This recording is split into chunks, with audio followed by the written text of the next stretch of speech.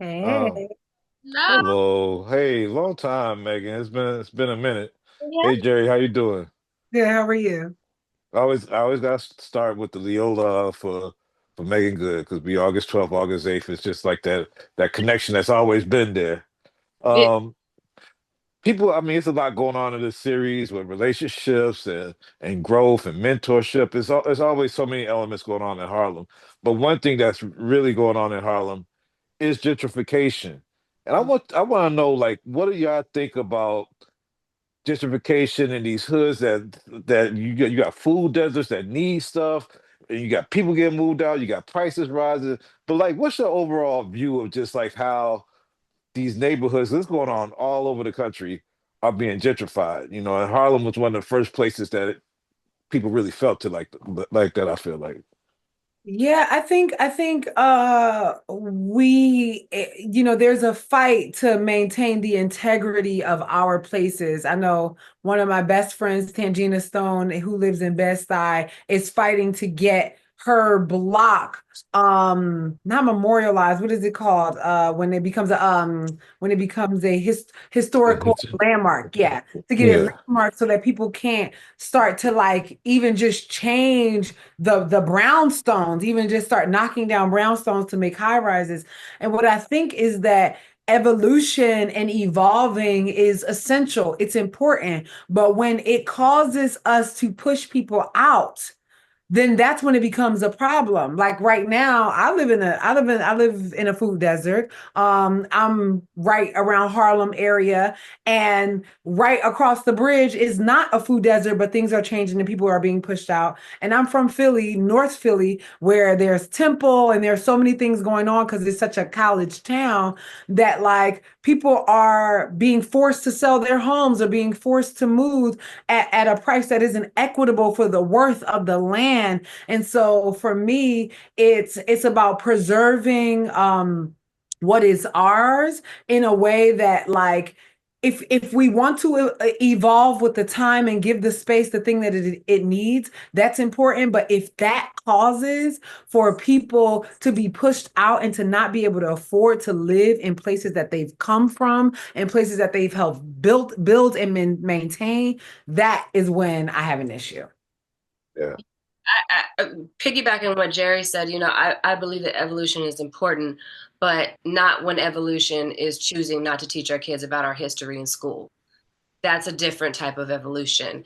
It's an erasing of what is historically ours and our experience and the way that we've shown up, the way that everything, and when you look in different places in New York and especially Harlem, to me, that is the same exact thing.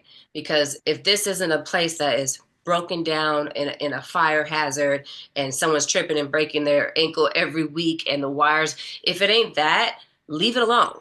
You know what I'm saying? It's not yours to begin with. And I don't mean that literally, but I mean that literally, figuratively, spiritually in every way. And so yeah, it's like yeah, it's very upsetting. And I think the real question is, what can we do to help, not just show attention and bring people's eyes and ears to it, because that's exactly what something like this does, but how do we get activated and involved and really force the hand to protect these neighborhoods and protect places that don't need that kind of evolution.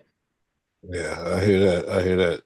And Megan, like, you seem to be like the same age every year. Like you just like you, but I'm looking back, and this is the 30th year since Friday.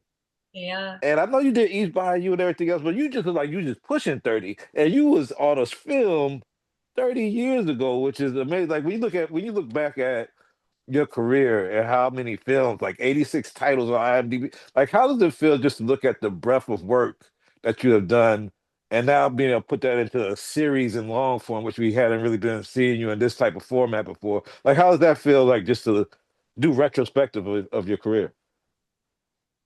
It makes me feel, it blows my mind, honestly. I feel so thankful and I feel so loved that people have allowed me to continue to reinvent myself, have continued to show up for me, have continued to love on me, have continued to advocate for me, even in with this past season, as the season has been, the people who have shown up who are like, no, we know her. We grew up with her. We actually know, like, if you watch one of her interviews, this is who she is. That's not, no.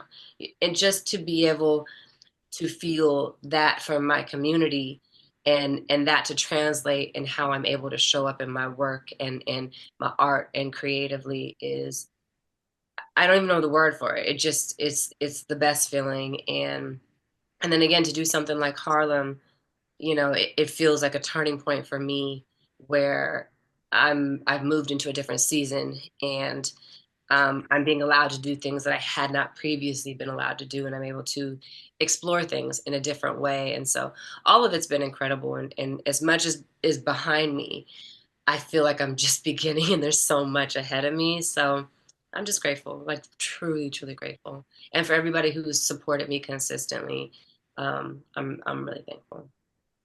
Well, I'm running out of time. There's two wonderful actresses. I love what their characters bring. I don't want to really spoil nothing.